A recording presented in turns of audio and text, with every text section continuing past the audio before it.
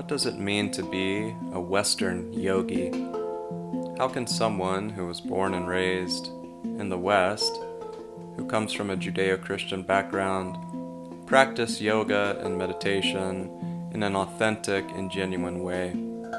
My name is Christopher Sartain, and this is the Western Yoga Podcast. Greetings, everyone. Welcome to another episode of the Western Yoga Podcast.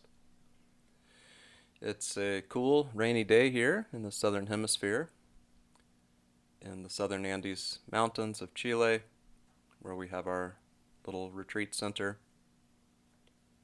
And I've been enjoying some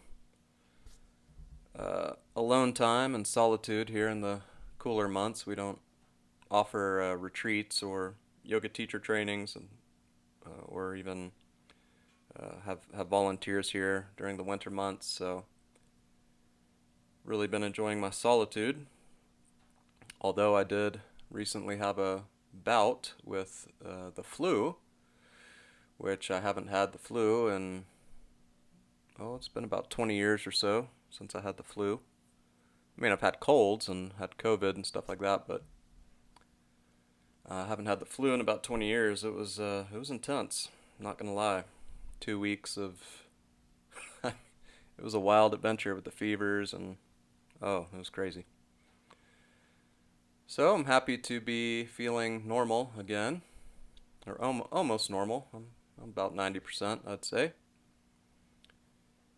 And so today we'll do a bit of a deep dive into some early Christian scholarship.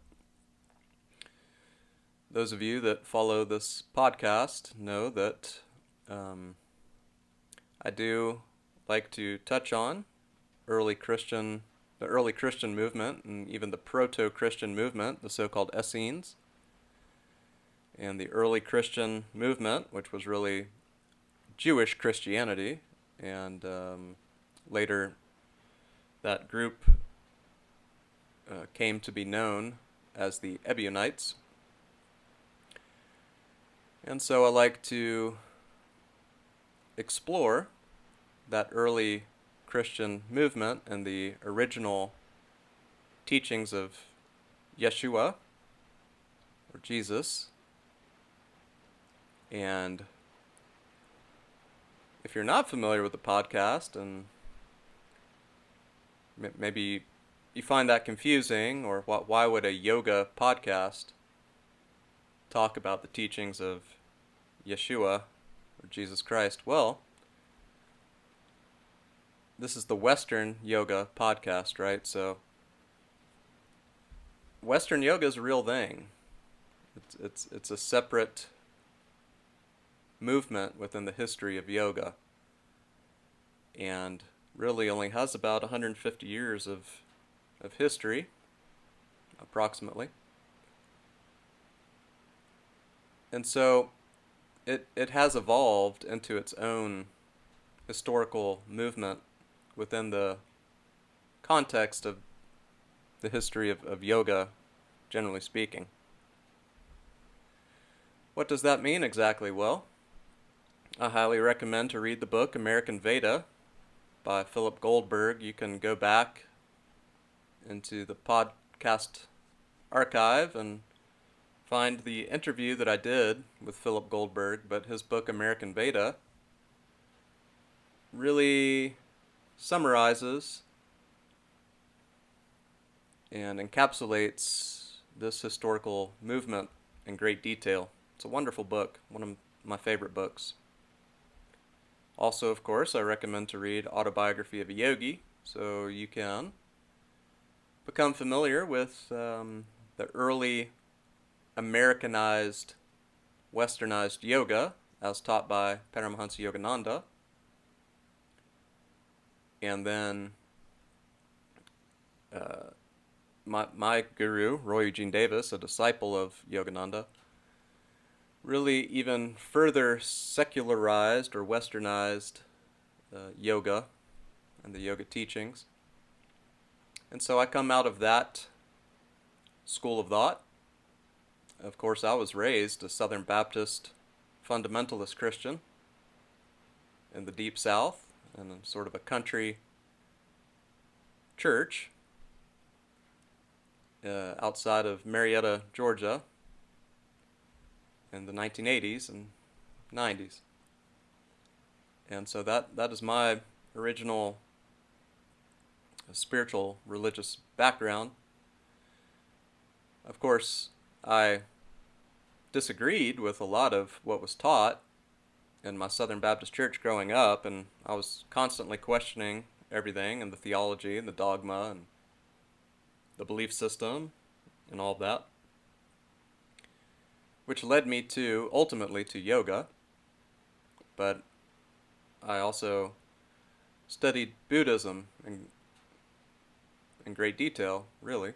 I read a lot of Buddhist texts and studied Eastern religions at the University of Georgia before I changed my major later on, but I started out as a religion major there. But eventually I found my way to yoga, and especially Kriya Yoga. One of the things that really appealed to me about Kriya Yoga was that Yogananda was a big fan of Jesus and Christian teachings and the Bible, wrote commentaries on the Bible and whatnot. And he really loved Jesus, or Yeshua. Even put a photo of him, or picture of him, on the altar at Self-Realization Fellowship and all of that. And so that really appealed to me. Part of, the Kriya Yoga tradition traces its lineage back to a teacher named Mahavatar Babaji, or simply Babaji, who was an extremely enlightened master, probably an avatar or incarnation of God, as it were, much like Yeshua, Jesus.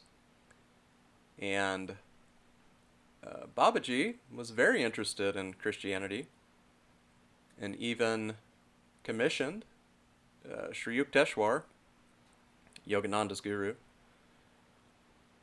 During a meeting with Sri Yukteswar, he asked him to write a book comparing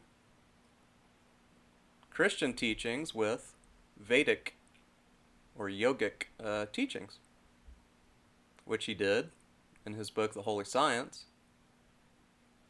And furthermore, part of Babaji's plan or mission was to send an emissary or missionary, yoga missionary as it were, which ended up being Yogananda, to the West to unite the Eastern teachings with the Western teachings.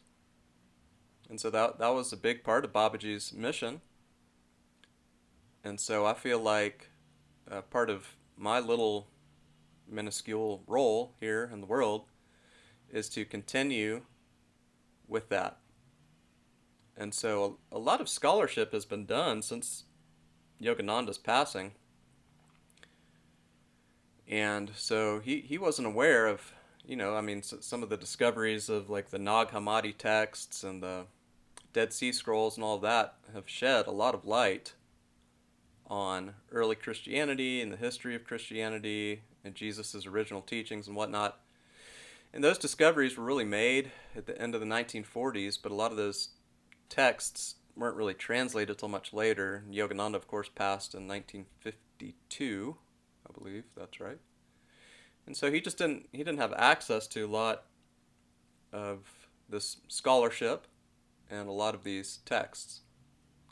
And so I feel it is part of my little role here to continue this exploration of the connections between Eastern spirituality and Western spirituality. And as I've gotten older, I've actually come to appreciate a lot of what went on in that little country church that I grew up attending. Now, I still don't agree with a lot of the theology and dogma and beliefs that I was sort of brainwashed with, for lack of a better term, in that church growing up.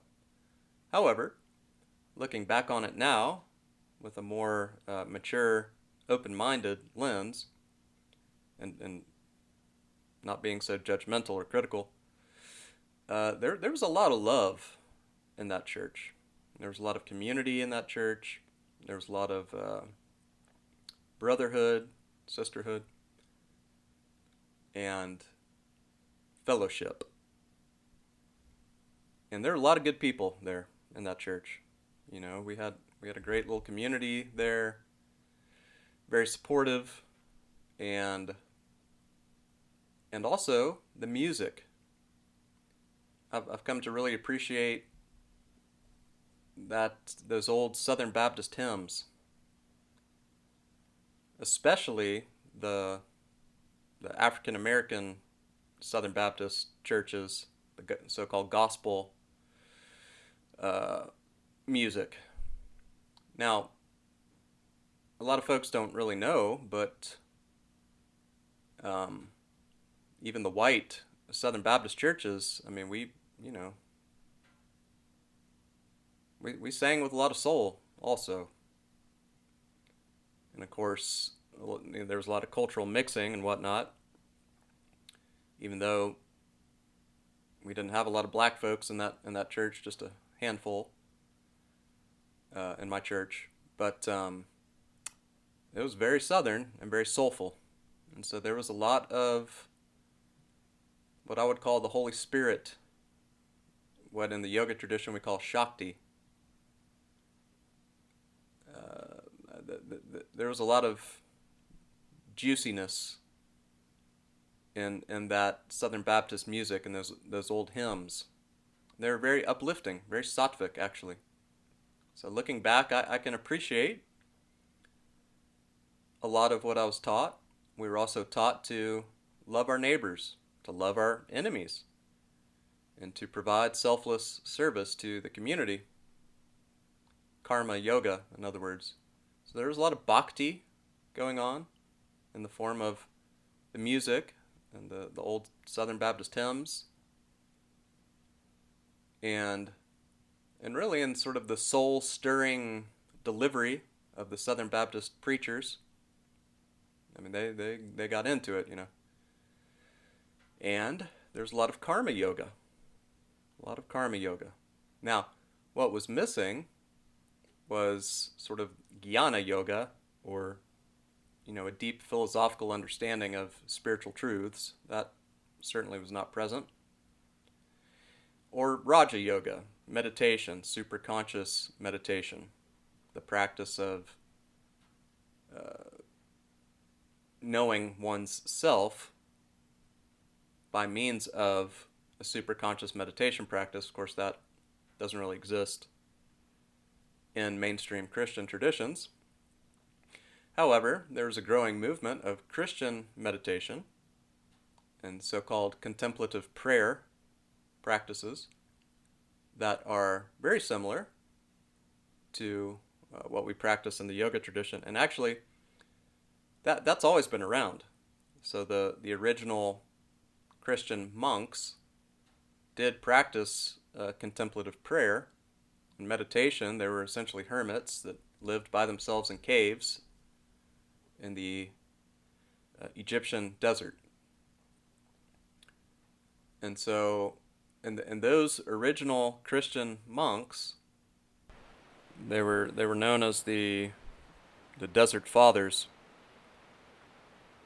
They practiced meditation basically. They lived by themselves, a very austere, simple lifestyle. They were vegetarians. And they practiced a very deep form of prayer. And so it would be difficult to distinguish them from yogis. You know, these aesthetic, celibate, vegetarian monks living in caves practicing their sadhana. So they're very similar, actually. Very similar. And so, and they trace their lineage really back to those early groups, the Essenes, the John the Baptist group, Jesus and his disciples, and then the Jewish Christian movement, or the Ebionites. And so there really is a lineage there that continues to this day in the form of, some of the Franciscan monks who come from St. Francis of Assisi, and also the monks or the nuns, rather, those groups that branched out of the movement created by Saint Teresa of Avila. At any rate, there are various groups within the Catholic Church of Christian mystics that have survived up to this day, and really the practices that they do can be traced all the way back to those earliest times. And so mysticism is universal. And religion is simply the superficial case,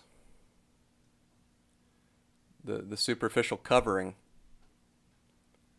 that covers up the mysticism, which is the deep core that exists within those teachings. And so Christian mysticism and yoga have an awful lot in common. And Babaji knew that, and Sri Yukteswar knew that, Paramahansa Yogananda knew that, my guru knew that. And so I like to continue this exploration of early Christianity, and I like to demonstrate its relationship or its connection really with yoga and the Eastern mystical traditions, because they're really one and the same at the end of the day. And I was just doing a bit of reading, and I came across a very interesting passage from the Recognitions of Clement. The Recognitions of Clement, along with the Homilies, are the so-called Clementine literature, the Homilies and the Recognitions. And I won't go into too much historical detail, but they were texts written around 150 AD, most likely. And they were Jewish Christian texts, Ebionite texts, so-called. And they differ quite a bit from the canonical Gospels in many important ways, because they were written by Jewish Christians, the Ebionites, who come from the original disciples of Jesus, James, Peter, and others, who were vegetarians and who practiced simple living and adhered to most of the Jewish customs and traditions, not all, but a lot of it, and who were very interested in ritual baptism, ritual purification, fasting, spending time alone in the desert, and all of these things. All these original Christian practices were carried on by the disciples of Jesus, like James and Peter and others. That became the Ebionite movement. Ebionite just means the poor ones. So austere, simple living was emphasized by this group, because it was emphasized by Jesus, you see. And so this is an interesting passage from the Recognitions of Clement, and it says, There are likewise amongst the Bactrians in the Indian countries immense multitudes of Brahmans, who also themselves, from the tradition of their ancestors and peaceful customs and laws, neither commit murder nor adultery, nor worship idols, nor have the practice of eating animal food, are never drunk, never do anything maliciously, but always fear God. And that is from the Recognitions of Clement, Book 9, Chapter 22. So isn't that fascinating? Written around 150 AD. And the author of this Christian text is discussing Indian Brahmins and their practice of vegetarianism and not drinking alcohol. The original Christians were teetotalers, I believe is the term commonly used, but it just means they abstained from alcohol. And, of course, they were vegetarians. We know this even from the canonical writings of Paul.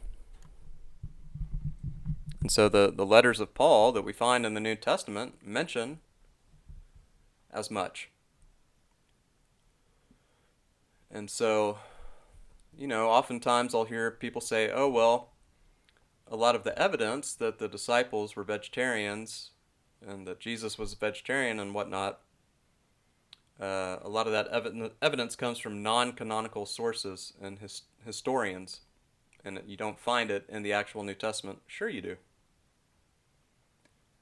Paul gets into an argument with some of Jesus' disciples about diet in his own letters. So we know for sure, at the very least, that James and Peter and some of the other disciples were certainly vegetarians and most likely abstained from alcohol.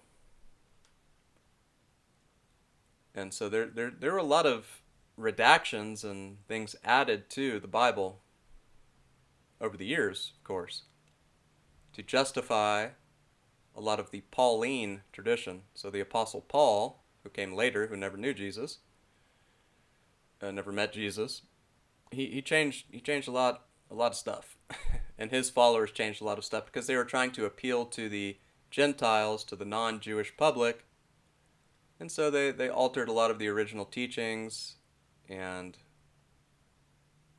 the original Christianity was altered and corrupted by Paul. Paul was essentially like what you would think of as a modern cult leader. And so he corrupted the original teachings of Yeshua. At any rate, so we can see from this passage, from this Ebionite text, that in fact the early Christians were interested, at least, in the Indian traditions. They mention them. And so we can see that the early Christians thought it was cool that they had things in common with Indian Brahmins. They didn't judge them. They were praising them. Isn't that fascinating? And so, the early Christians were, in fact, vegetarians. The Essenes were vegetarians. We know this from the writings of Josephus and Philo and other historians that say they say as much. And so the Essenes, which are the pre-Christians, sort of the proto-Christian movement, were in fact vegetarians. They lived out in the desert, in sort of isolated, remote locations away from population centers for the most part. And they were very austere. They abstained from alcohol. They did not eat meat. And they practiced a lot of prayer, as well as ritual baptism, and the so-called mikvahs, I believe they're called, these pools and streams and whatnot. John the Baptist practiced this ritual purification in the living waters of the Jordan River. And so John the Baptist was heavily influenced by the Essenes, probably was an Essene, but seems like he left that group and started his own thing. And Jesus was, of course, a follower of John the Baptist originally, and most likely grew up in an Essene community as well. And we know that John the Baptist was a vegetarian because it says, even in the Bible, that he ate honey, lived off honey and carobs. Carobs are these locust beans from the locust bean tree, the carob tree. And unfortunately, that was mistranslated later on because the word for carob, I'm sure many of you are familiar with carobs. They use it as a chocolate substitute. You can buy carob chips in most grocery stores these days. The word for carob and the word for locust in the Greek, I believe, are very, very similar, very close. And so, unfortunately, that got mistranslated later on as locusts. And so you hear, oh, John the Baptist lived off locusts and honey. No, he lived off carob beans, locust beans, and honey. And so they would make this bread. As a matter of fact, the bread that's made from carobs, from locust beans, that bread is known as St. John's bread. In the Mediterranean and in the Middle East, this type of bread is known as St. John's bread. So why in the world would that bread be named after John the Baptist if he didn't eat it? That's where that entire tradition comes from, of referring to this bread as St. John's bread, because John the Baptist, that's what he ate. So we know this now. So he didn't eat insects, he didn't eat bugs, he ate beans. And so he was a vegetarian. He had a very, very simple lifestyle and believed in very simple living. And the Essenes also believed in communal living. They shared all of their wealth with the community. They didn't really have private property, as it were. And so they were communitarians, not communists. A lot of people will say, oh, Jesus was a commie.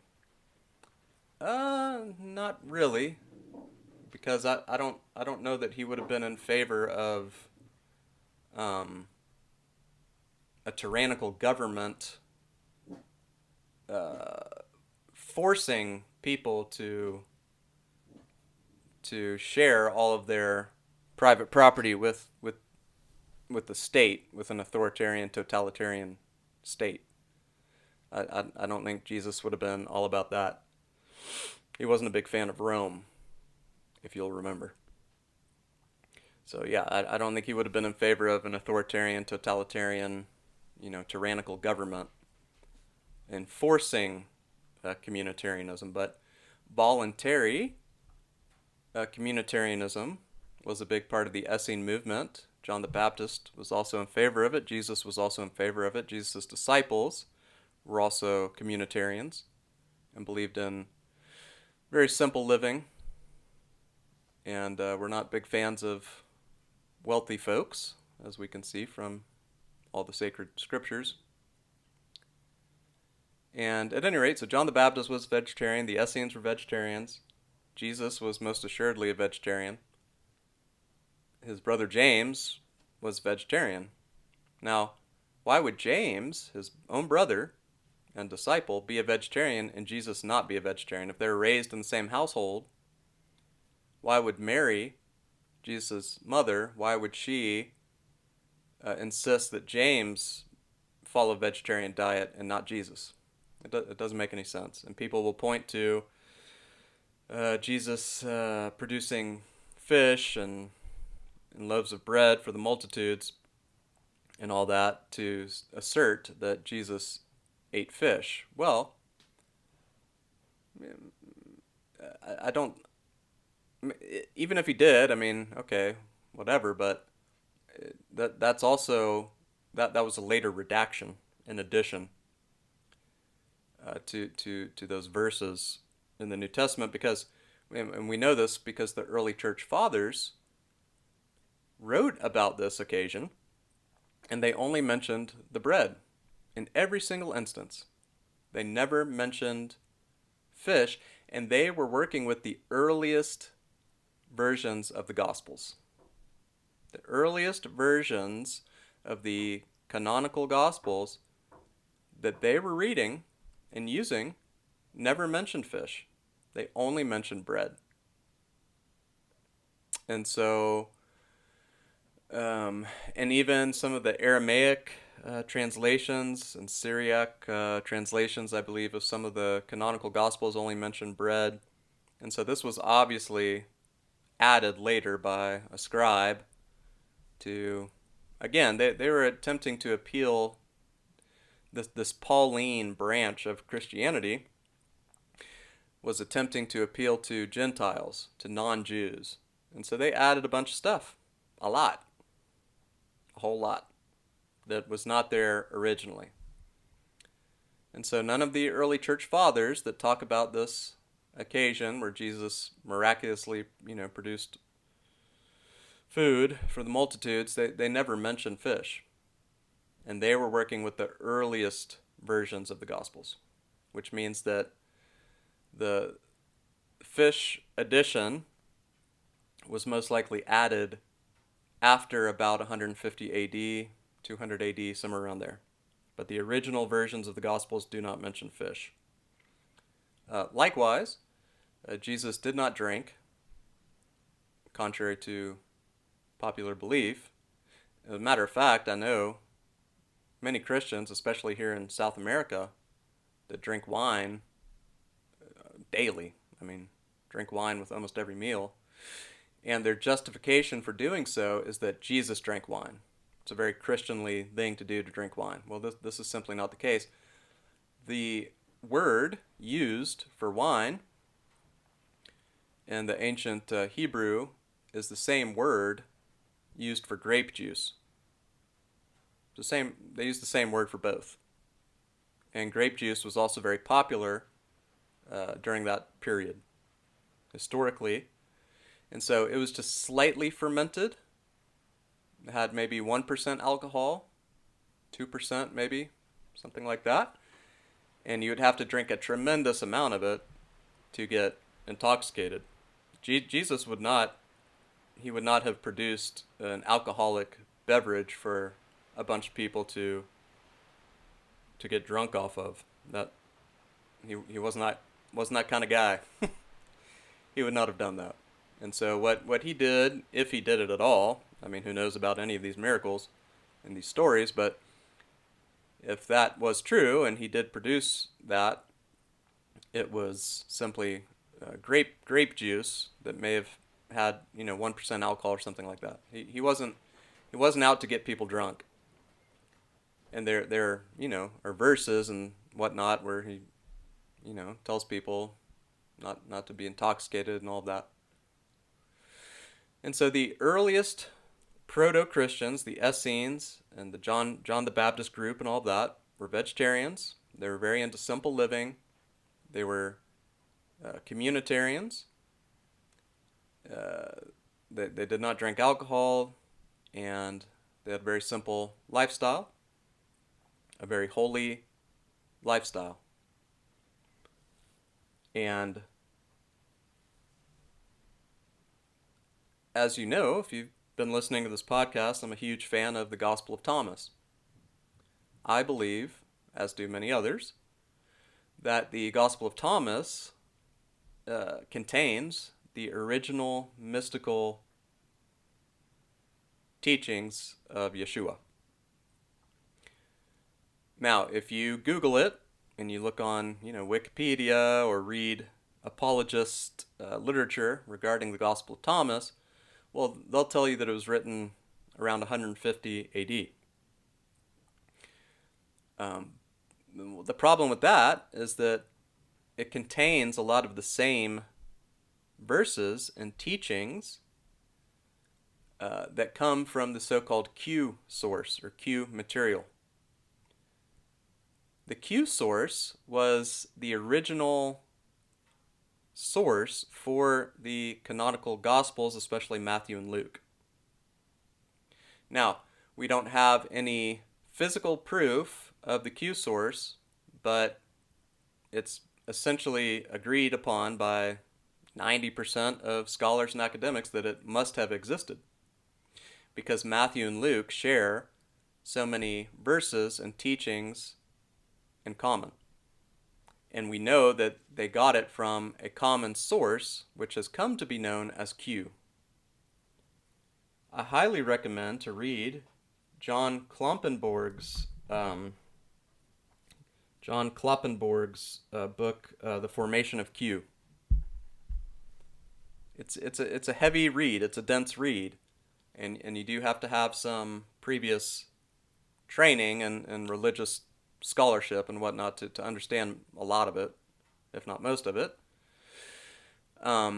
But you can also watch some of his videos and interviews and whatnot on YouTube if you don't want to dive into the book. It's called The Formation of Q, and he's done excellent research regarding Q. And he has come to the conclusion, and I agree with him, that Q was probably written in 3 separate periods. That's certainly what it looks like from all the evidence. And the original Q teachings were the original teachings of Jesus, and that some of that later Q stuff had more to do with the Pauline influence and some of the so-called apocryphal teachings, about the coming judgment, the end of the world, and all that kind of stuff. But that was added later, and Jesus probably didn't really focus much on that. John the Baptist did, and some of the Essene groups did. If you read the Dead Sea Scrolls, which were some of them probably written by some groups associated with the Essenes. The Essenes was not a monolithic movement. It was very diverse. But it does look like the Dead Sea Scrolls were written by a group from Qumran who were somewhat associated with the Essenes, although when you look at the historical writings of Josephus, Philo, Pliny the Elder, and all that, they don't have everything in common with that Qumran group.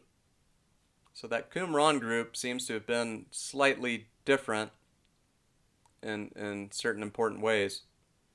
At any rate, some of the Essenes were certainly apocalyptic, and they did think that the end of the world was coming. John the Baptist seemed to think so, but Jesus didn't really talk about that a whole lot. And a lot of the verses that you find in the canonical Gospels were probably added later. They were redactions. And so the earliest teachings of Jesus, the earliest Q material, are just wisdom sayings, wisdom teachings. Like a lot of what you find on the Sermon on the Mount, for example, which is just a beautiful, beautiful group of teachings. That's the original Q stuff. Those were the original teachings of Jesus. Well, if you look at those teachings and then you look at the Gospel of Thomas, well, they have an awful lot in common, because the Gospel of Thomas is just essentially a list of Jesus's wisdom sayings or wisdom teachings.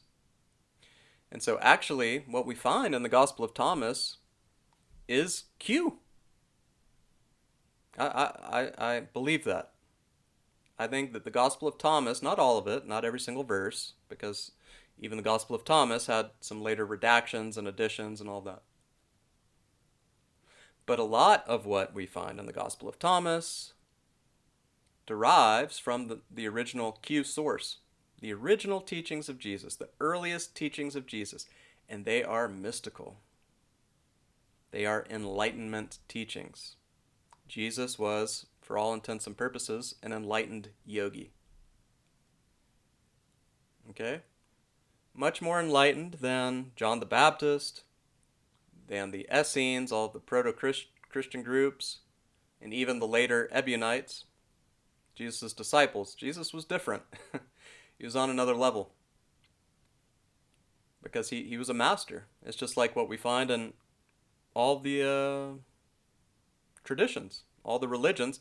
It always starts off with a mystical teacher, an enlightened master. And then, over the years, the disciples corrupt the teachings, they dilute the teachings, they misinterpret the teachings. And typically, what happens is these groups come to worship the teacher instead of trying to become like the teacher.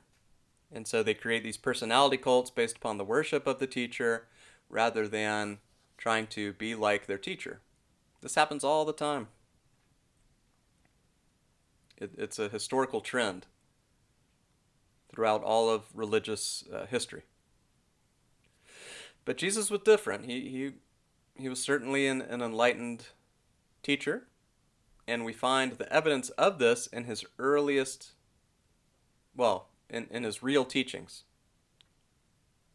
which we can find in the original Q source and also in the Gospel of Thomas, because they're one and the same. There's an excellent book, again, it's a pretty heavy, dense read, called Ancient Christian Gospels by Helmut Koester.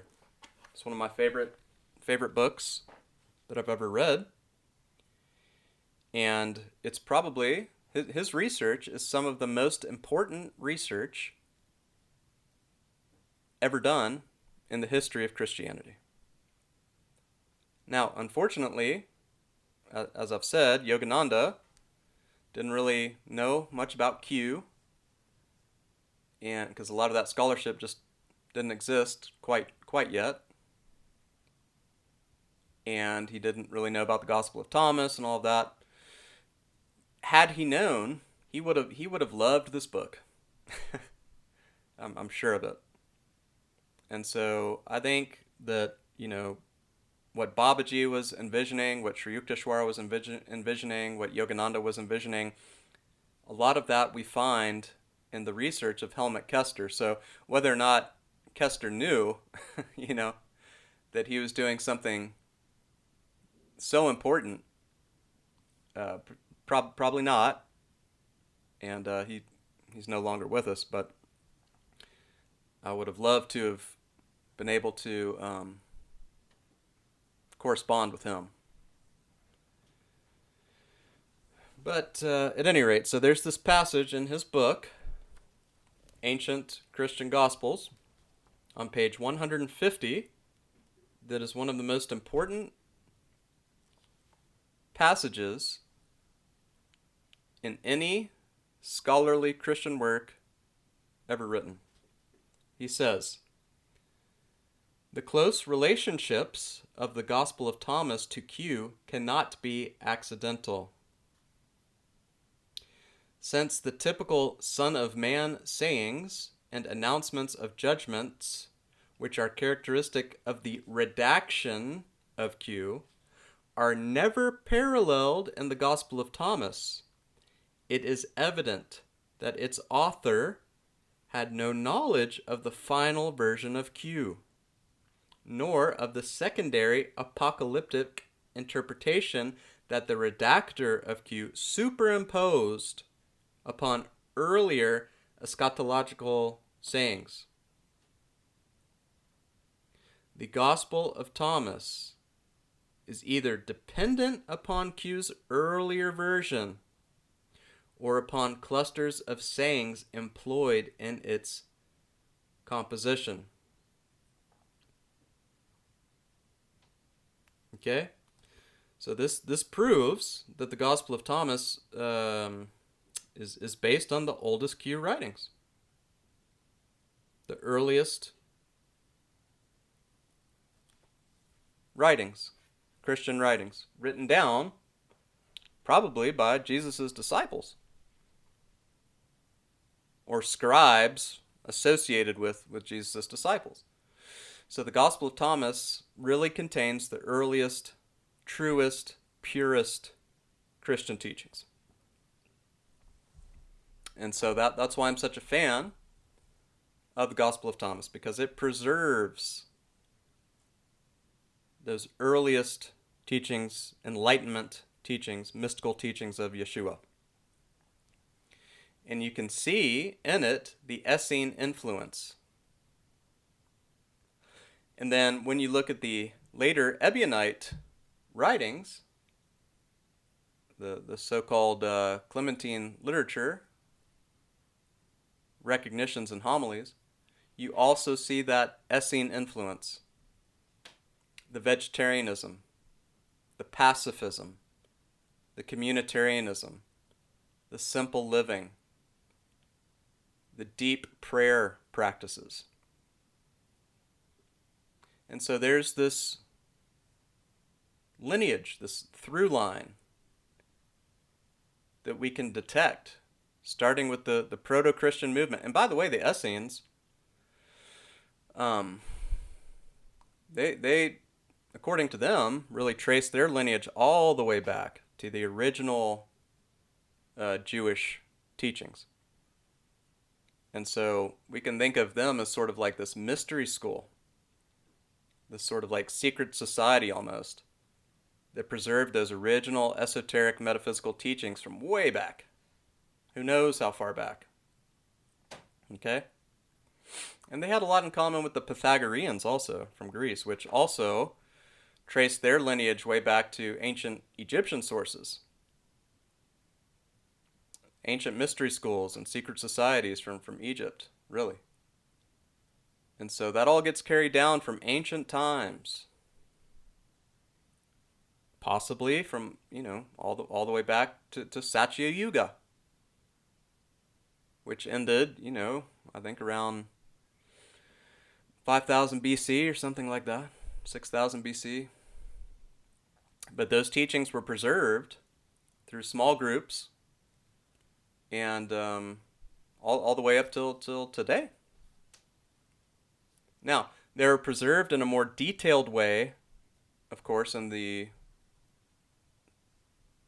Indian literature, like the Upanishads and all of that. But, again, looking at this verse from this Christian writing, from the Ebionites, we can see that they were into it. They were into the Brahmins. I'll read this one more time. And again, this comes from around 150 AD, possibly earlier. We don't really know. From this Ebionite text, the Recognitions of Clement, Book 9, Chapter 22, says, "There are likewise amongst the Bactrians in the Indian countries immense multitudes of Brahmans, who also themselves, from the tradition of their ancestors and peaceful customs and laws, neither commit murder nor adultery, nor worship idols, nor have the practice of eating animal food, are never drunk, never do anything maliciously, but always fear God." In other words, they're like us. They're just like us. They're praising them. They're not criticizing them. They're not judging them. They're saying, oh yeah, they're like us. They practice the same tradition that we do. They're vegetarians. They're pacifists. They don't drink alcohol. They don't do anything maliciously. They're kind, they're generous, they're selfless, they're loving, they're compassionate. They're like us. They are like we Christians. So they're praising them. Isn't that fascinating? This interesting connection. And so, in other words, the early Christians were aware of these Indian traditions. And of course, you have the stories of Jesus having possibly traveled to ancient India. We don't know anything about Jesus from the age of 12 to 30 or whatever. And so people have theorized that he possibly traveled all the way to India and all of this. And there's a little bit of evidence. There's a little bit of evidence. But not not enough to fully convince me, to be honest. I've looked into it in great detail. I've read a lot of the books. Uh, it's far-fetched. Let's just say that for a 12, 13-year-old boy who didn't know any of the languages to travel along the Silk Road by himself all the way to India 2,000 years ago, it's a bit of a stretch. But the thing is, he didn't need to go to India because all those teachings were already available to him through this Essene movement. And he was enlightened. I mean, he learned on his own, as many enlightened masters do. And so he didn't really need to go to India to learn what he learned, to teach what he taught. But it's possible. It's possible. And of course, his disciple Thomas, where we get the Gospel of Thomas, I don't know that Thomas actually wrote it, but it certainly comes out of the Thomasine tradition, as it were. Thomas, there's more evidence to suggest that Thomas did, in fact, travel to India after Jesus' death, and that he actually died in India, and he founded the first Christian churches in India and all of that. There's more evidence to suggest that that was the case. But one might ask the question, well, why did Thomas decide to go to India? Well, probably Jesus told him to go there before he died. Why would Jesus tell Thomas to go to India unless he knew something about India or he had possibly been to India? And so there were more connections in the ancient world than we realize. There were probably groups of Buddhists, it looks like.